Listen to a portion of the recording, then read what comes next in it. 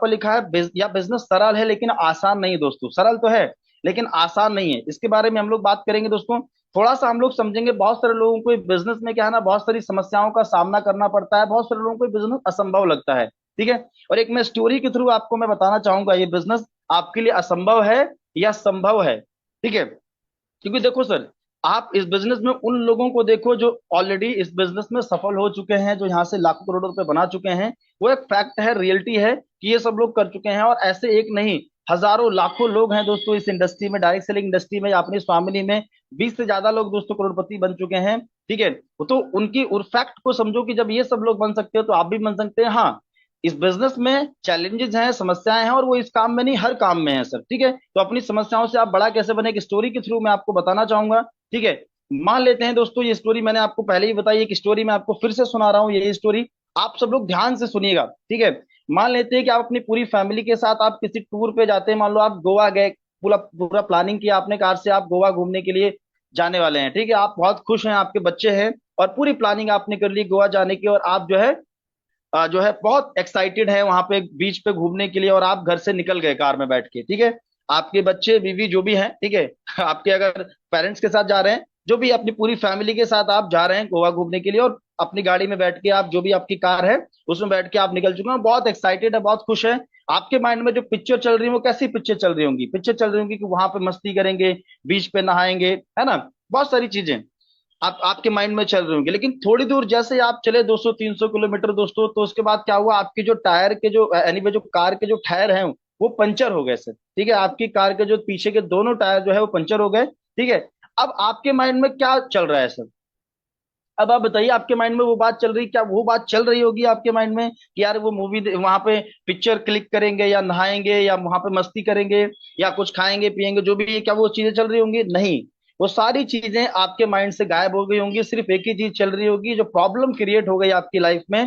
ठीक है। आपके जर्नी में, आपके सफर में, यही चीज आपकी लाइफ में आपके मतलब माइंड में चल रही होगी। ठीक है। अब आप क्या कर रहे हो, आप बहुत सारे लोगों को यहाँ पर कोस रहे होगे, है ना।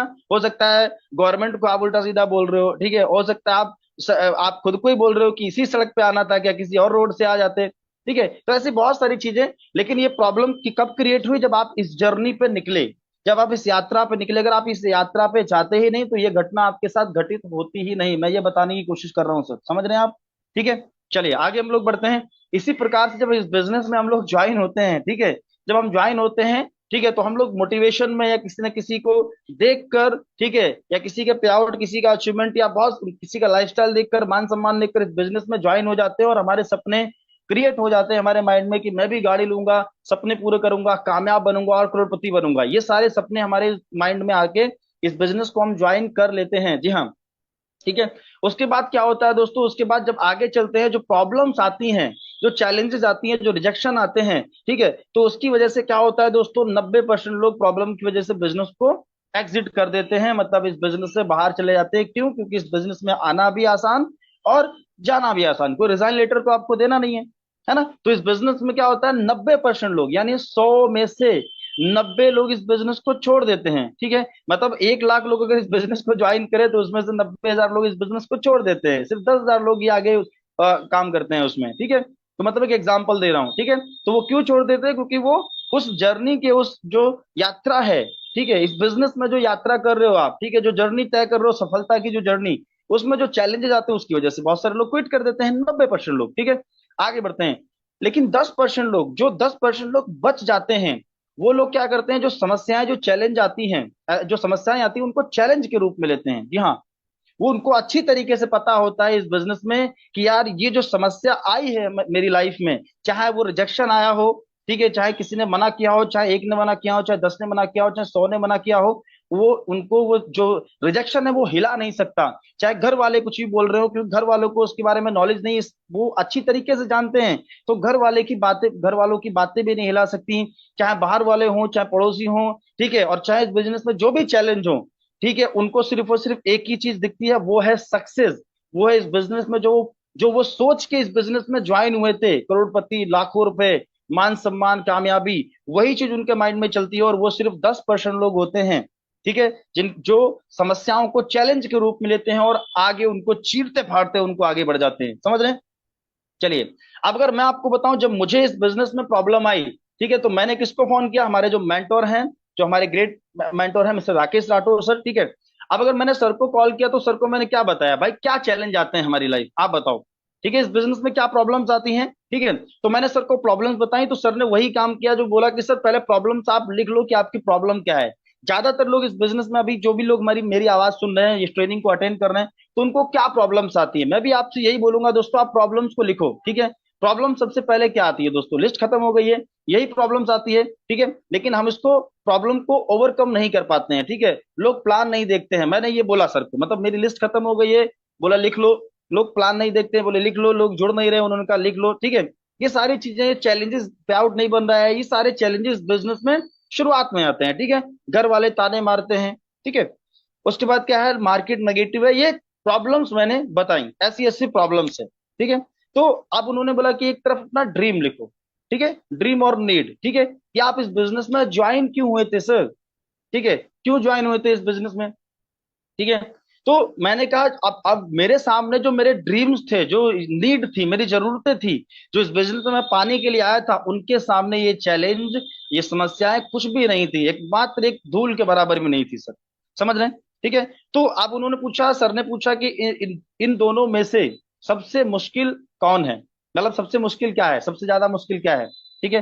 कौन सी चीज मुश्किल है, क्या आप जो जो चैलेंजेस अभी लाइफ में चल रहा है आपकी, क्योंकि इस बिजनेस में अगर कोई भी चैलेंज आ रहा है, तो वो जब भी आ रहा है जब आप इस बिजनेस में इन्वॉल्व हो, जब आपने ये तय किया था शुरुआत में कि आप इस बिजनेस में हजारों कमाओगे, लाखों कमाओगे, डेली का डेली 1500 3000 कमाओगे, इसलिए इस जर्नी पे आप निकले हो, तभी तो ये समस्याएं आ रही हैं, ठीक है। आप नॉर्मल जिंदगी जी लो, आप 10,000 20,000 30,000 रुपए की जिंदगी जी लो, कि यहाँ चैलेंज आएंगे, कुछ नहीं होगा, कुछ जिंदगी में नहीं बदलेगा। बदलेगा सिर्फ और सिर्फ क्या बदलेगा, डेली की सब्जी रोटी, बस, समझ रहे हैं, ठीक है।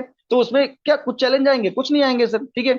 अब जो हमारे यहाँ पर बहुत सारे एग्जाम्पल हैं, हमारे मेंटोर हैं, आज 4 साल पहले इस बिजनेस की शुरुआत की थी, तो उनकी लाइफ में बहुत सारे चैलेंजेस आए होंगे, सिंपल सी बात है, ठीक है। लेकिन अगर आप वो चैलेंज को फेस नहीं करते, तो आज वो नॉर्मल 20,000 रुपए की जॉब ही कर रहे होते, सिंपल सी बात है। लेकिन आज उन्होंने करोड़ों रुपए कमाया है, तो उन्होंने उन प्रॉब्लम्स पे फोकस नहीं किया, फोकस किया अपने ड्रीम्स पे, ठीक है।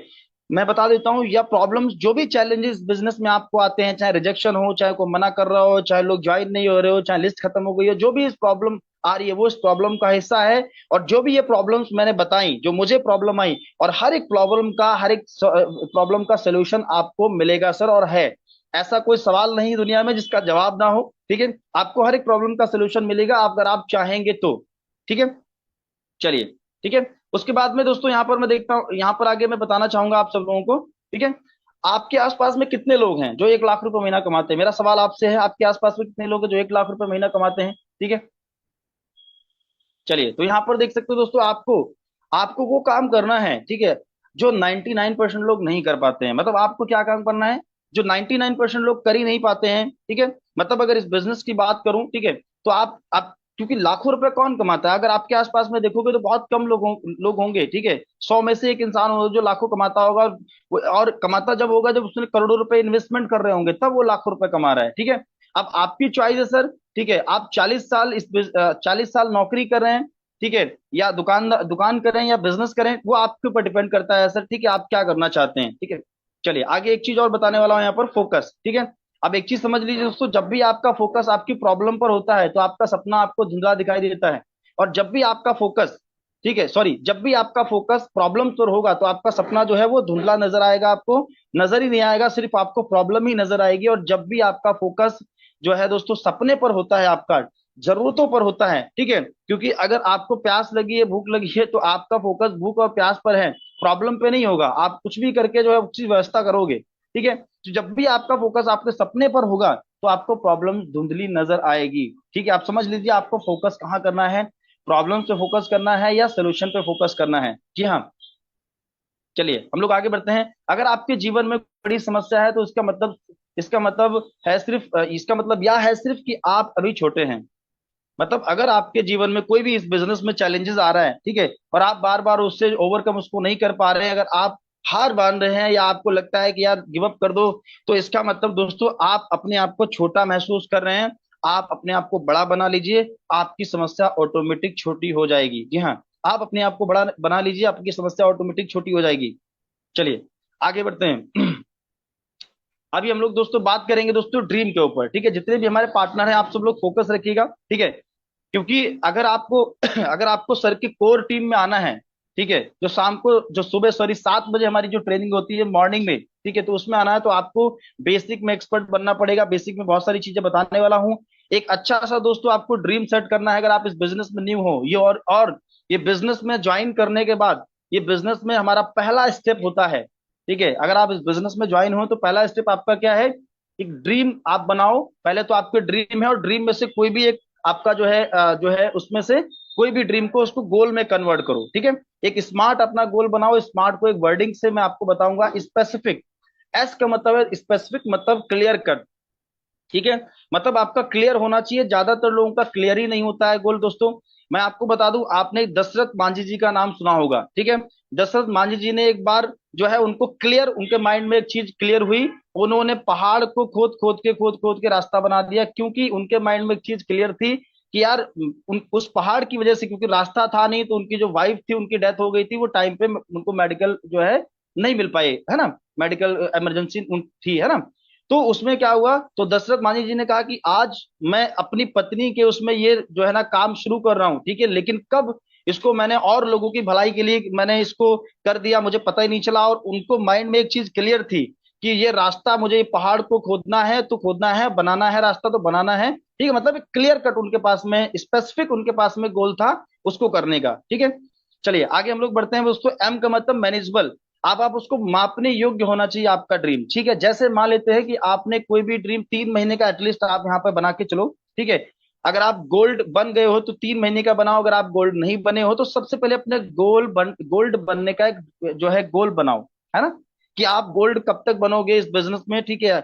इनफैक्ट 5 दिन लगते हैं, लेकिन आप 10-15 दिन जो भी आप समय ले रहे हो, ठीक है। इनफैक्ट कम से कम आप 15 दिन का समय लो या 10 दिन का समय लो, और डेट डिक्लेयर करो, उसके बारे में आगे बताऊंगा, ठीक है। तो आपने डिसाइड किया कि मुझे 10 दिन में गोल्ड बनना है। आपका स्पेसिफिक, आपने क्लियर कट आपने लिखा कि मैं, जो भी आपका नाम है, कि मैं इतने इतने से इतने डेट में गोल्ड बन चुका हूँ, ठीक है। अब उसको डेली डेली आप मापो, गोल्ड बनने के लिए आपको कितने पे आउट चाहिए। एक एग्जांपल मैं बता रहा हूँ, अगर आप जो गोल्ड बन चुके हैं तो आप जो है 2-3-4-5 लाख जो भी आपको लगता है, जो भी आप अचीव कर पाए, ठीक है, उस ड्रीम को बनाओ। जैसे अचीवेबल होना चाहिए आपका ड्रीम, ठीक है। उसके बाद दोस्तों जो है रियलिस्टिक होना चाहिए, और फिर होना चाहिए टाइम बाउंडिंग, ठीक है। अगर मैं आपको बताऊं तो आपका गोल ऐसा होना चाहिए जो आपका क्लियर कोट होना चाहिए, ठीक है, और रियलिस्टिक, जिसको पहले अचीव किया हो किसी ना किसी ने, ठीक है। जैसे मान लो कि आपने बनाया कि मुझे 3 महीने में 1 लाख रुपए की इनकम तक पहुंचना है, तो ये देखो कि कब वो 3 महीने में जो 1 लाख कमाने हैं आपको, तो पर मंथ में कितना आपको इनकम पड़ेगा, उसको डिवाइड करो पर मंथ पे, ठीक है। और फिर पर डे उसको कितना कितना आपको अर्निंग चाहिए, मतलब कितना आपको प्लान दिखाना है, कितना इनकम आपको पर डे बनाना है, ये आपका हो गया